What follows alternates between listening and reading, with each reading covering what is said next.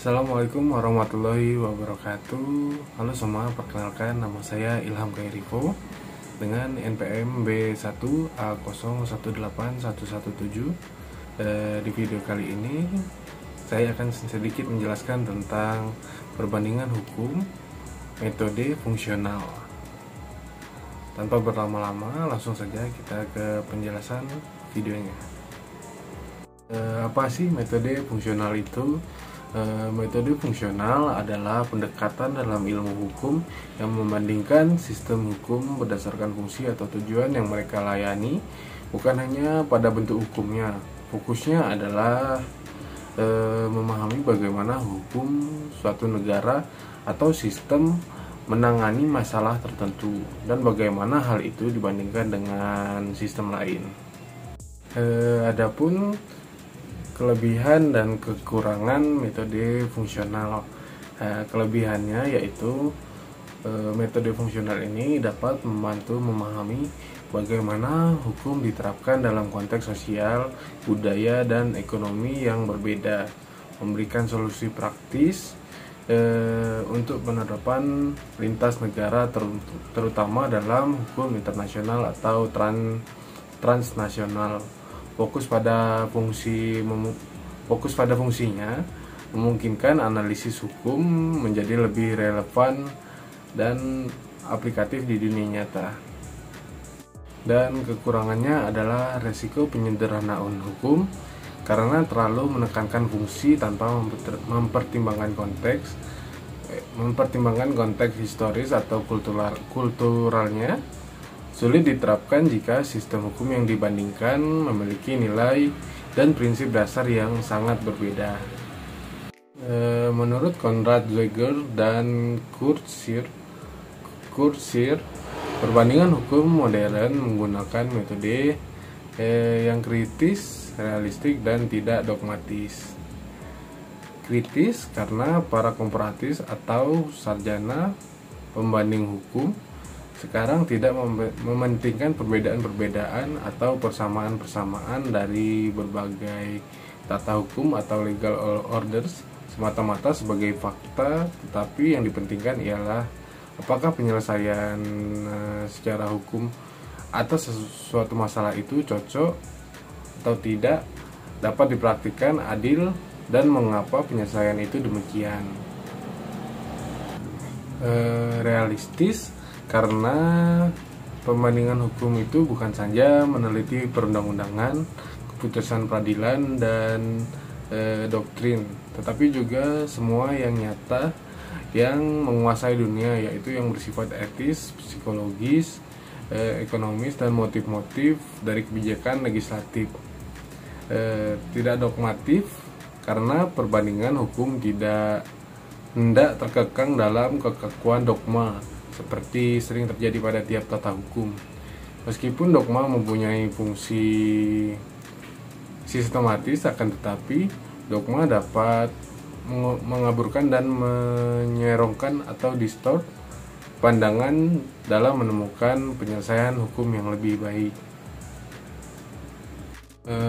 Prof. Sudarto menjelaskan metode fungsional, yaitu metode fungsional berorientasi pada problema dan memperhatikan hubungan antara suatu peraturan dan masyarakat tempat bekerjanya aturan itu, mempertanyakan fungsi suatu norma, itu mengandung arti diikutinya dengan pandangan bahwa hukum merupakan instrumen atau sarana.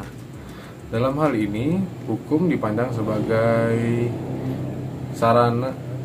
sarana untuk mengatur dan mengendalikan masyarakat sebagai suatu gejala yang menimbulkan gejala lain dalam masyarakat. Kalau kita berbicara tentang fungsionalis atau fungsionalisasi norma, maka harus diformulasikan lebih dahulu problema atau masalah yang mendapat jawaban dalam atau oleh aturan hukum tersebut. Masalah ini pada umumnya masalah kemasyarakatan dan belum bersifat yuridis. Dengan itu, maka terdapat bidang yang luas untuk perumusan masalah dalam perbandingan hukum. Menurut H.U. Jesurun de Oliveira tahun 1980 yang mengemukakan penggunaan istilah perbandingan hukum menimbulkan kesan keliru bahwa yang dipelajari hanyalah norma-norma hukum dan bukannya juga norma-norma dan gejala-gejala sosial lainnya.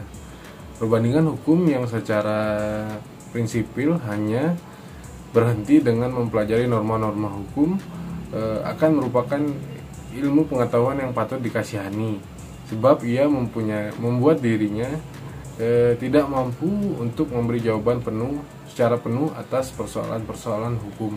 Dengan demikian, melakukan perbandingan hukum bukanlah suatu pekerjaan yang mudah.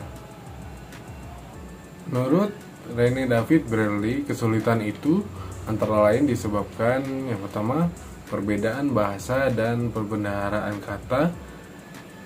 Mereka menegaskan tidak adanya persesuaian yang tepat mengenai konsep-konsep dan kategori-kategori hukum di antara sistem-sistem hukum yang berbeda, merupakan salah satu kesulitan terbesar yang dijumpai atau dihadapi dalam penganalisisan perbandingan hukum. Yang kedua, tidak ada persiapan pendidikan yang khusus di dalam bidang perbandingan hukum. Nah, kesimpulan pada video ini yaitu yang pertama, metode fungsional dalam perbandingan hukum. Metode ini, pendekatan ini membandingkan hukum berdasarkan fungsi atau tujuan yang dilayani oleh sistem hukum, bukan sekedar perbedaan bentuk hukumnya. Fokusnya adalah pada bagaimana sistem hukum menghadapi masalah tertentu, apakah solusinya efektif, adil, dan dapat diterapkan. Selanjutnya, kelebihan metode fungsional membantu memahami penerapan hukum dalam konteks sosial, budaya, dan ekonomi, memberikan solusi praktis untuk harmonisasi hukum lintas negara, dan analisis menjadi lebih relevan dan aplikatif. Selanjutnya, kekurangan metode fungsional, resiko penyederhanaan karena kurang memperhatikan konteks historis dan kultural, menyebabkan hal tersebut sulit diterapkan pada sistem hukum dengan nilai dan prinsip dasar yang sangat berbeda. Selanjutnya, ada beberapa pandangan para ahli tadi menyebutkan seperti Konrad Zweger dan Kurt Scheer. Mereka menekankan pentingnya pendekatan kritis, realistis, dan tidak dogmatis dalam perbandingan hukum. Dan Prof. Sudarto menyebut metode fungsional berorientasi pada masalah masyarakat, memandang hukum sebagai instrumen untuk mengendalikan gejala sosial. Dan ada tadi H.U. Jesurun de Oliveira mengkritik perbandingan hukum yang hanya fokus pada norma hukum tanpa mempelajari gejala-gejala sosial yang relevan. Dan yang terakhir, Rene David dan Brearley mengidentifikasi kesulitan dalam perbandingan hukum seperti perbedaan bahasa, konsep hukum, dan kurangnya pendidikan khusus di bidang ini. Metode fungsional itu sendiri adalah pendekatan yang bermanfaat untuk memahami dinamika hukum di berbagai negara, tetapi membutuhkan pemahaman mendalam tentang konteks sosial, budaya, dan hukum dari sistem yang dibandingkan. Hal ini menjadikan perbandingan hukum sebagai pekerjaan yang kompleks dan menantang. Mungkin itu saja yang bisa saya sampaikan pada video kali ini. Bila terdapat kekeliruan dalam penyampaian saya mohon maaf. Dan apa yang saya sampaikan barusan ini bersumber dari buku Perbandingan Hukum Pidana karangan Profesor Dr. Barden Nawawi Arif. Mungkin itu saja. Terima kasih.